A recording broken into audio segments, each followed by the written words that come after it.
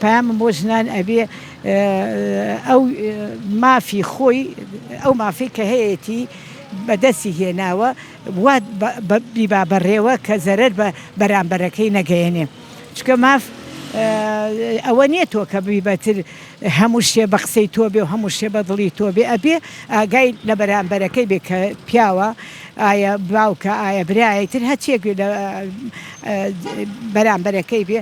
ڕێزی لێ بگرێ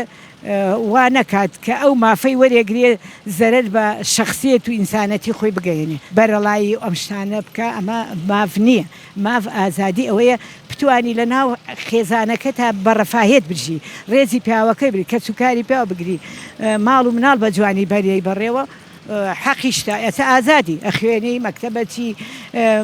بووی بە مامۆسا بووی بە دکتۆر بووی بە مهندیسە بوو بە پارێزەر هەموو شتێک وەرگرتووە ئەبێ ڕێز لەو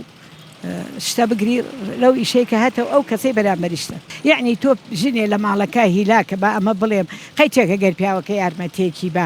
یا ئیشی لەگەڵا بەشی کەنیشەکە ئەو بیکا ئەو بیکا بۆ ئەوەی مشکلە دروست نەبێ زۆر پێویستە ڕێز و حرمەت لە نای هەردووکیان زۆر هەبێ بۆ ئەوەی بەڕێک و پێکی ژیان بەرنەچێت.